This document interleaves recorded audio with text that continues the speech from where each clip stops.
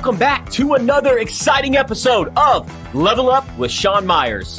I'm your host, Sean Myers, and today we have a topic that's near and dear to everyone's heart: mastering time management, aka our most precious asset is our time.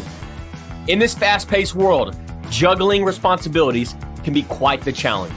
But rest assured, by the end of this episode, you'll be armed with several effective time management techniques and strategies that will help you supercharge your productivity and achieve your goals. So let's dive in.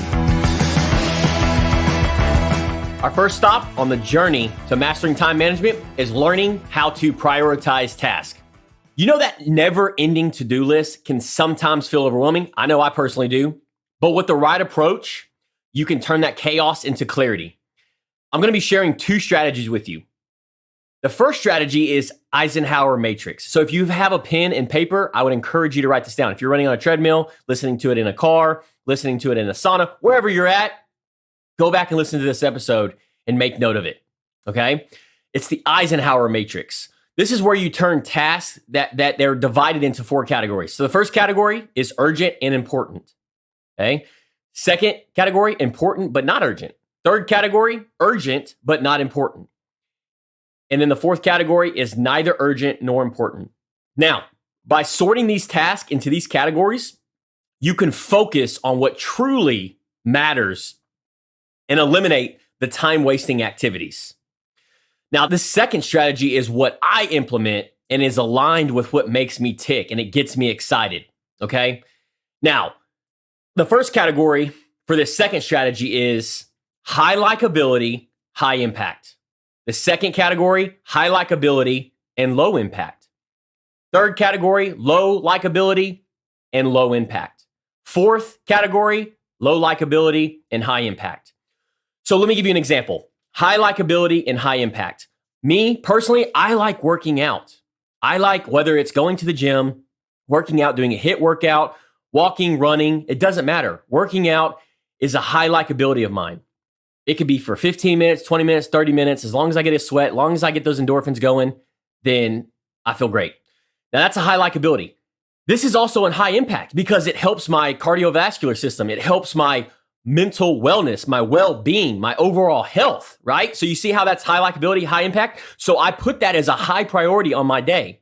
I designed the day in the week around that, the high likability and high impact, because it's a priority. The second one is high likability and low impact. In other words, sometimes I like watching Suits on Netflix, and that's a high likability, but it's a low impact, right? Sitting there watching Netflix, it does nothing for my life. Yeah, I may learn a thing or two from Harvey Specter and how he conducts business, but overall, it's a low impact on my life. The third category is a low likability and a low impact. So this can be something along the lines of, for instance, I'll be completely transparent with you. I don't like going to birthdays. I don't like going to weddings. I don't like going to birthdays. It's just a low likability. It's also a low impact. So I move these to the side and pencil them around the design, the week that I want to live. So it's not a priority, in other words, okay? And then the last but not least category is low likability and high impact. This is the bread and butter. This is the one where you want to try to filter your day if you're really wanting to grow and you're really wanting to move the needle in your life. So low likability, that could be a cold plunge, working out, speaking on stage, right? Doing the things that you don't like doing that move the needle, that are a high impact.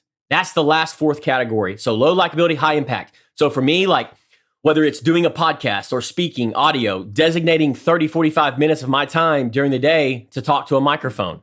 Okay, so do I like it? No, it's really on the low likability compared to going and working out. But does it have a high impact? Yes, it moves the needle. It gets the word out there. It's aligned with my vision and mission. So it makes a high impact and I'm serving you listening to this.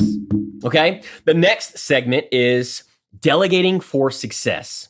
So moving to this second strategy, I want to talk to you about delegation.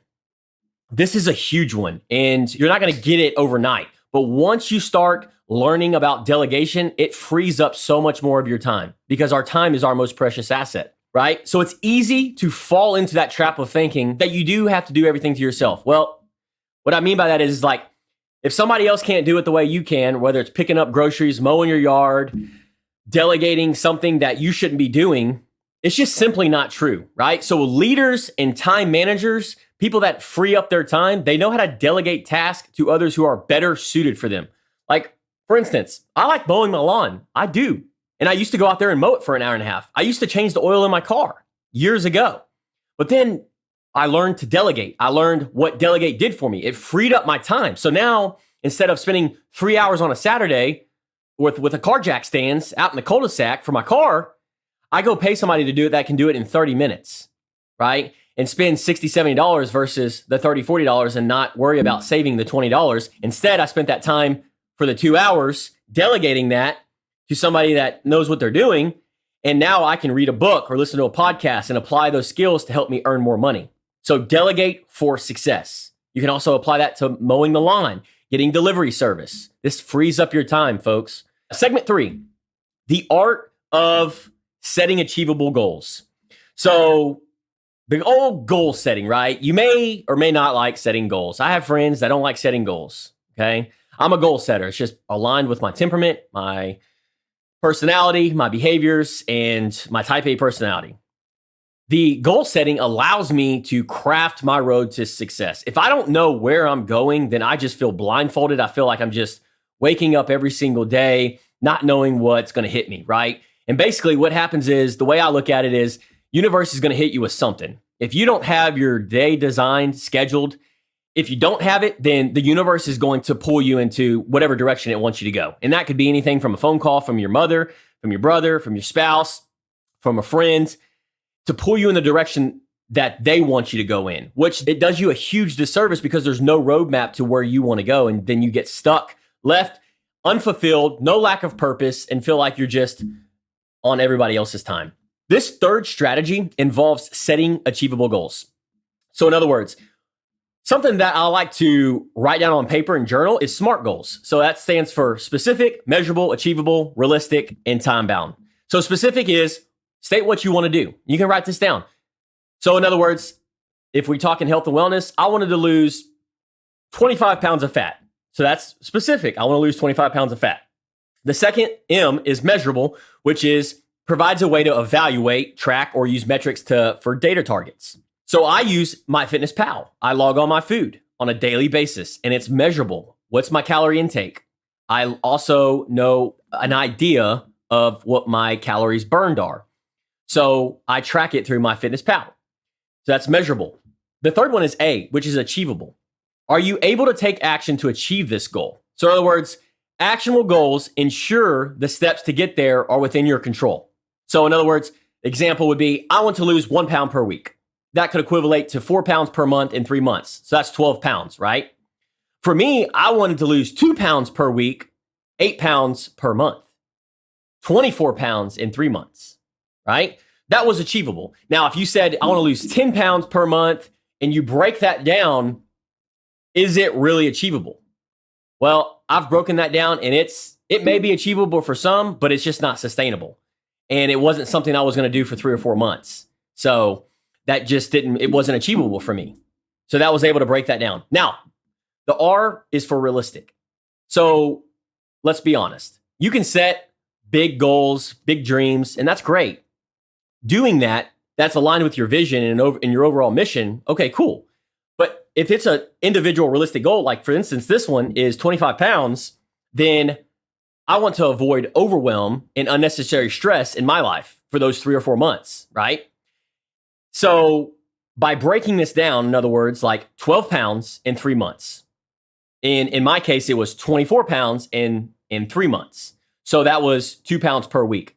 So was that realistic? Absolutely. After I did the studies, talked to nutritionists, talked to people, that was realistic. Now, if I would try to do 5 pounds per week and you break that down in the math, it just doesn't add up. It's just not sustainable. So make sure it's realistic. And then the last but not least is time bound, right? So you got to set a date and time. Setting a date and time helps you stay focused and motivated. If you don't have a date and time, you're just going to procrastinate. You ain't going to make it happen.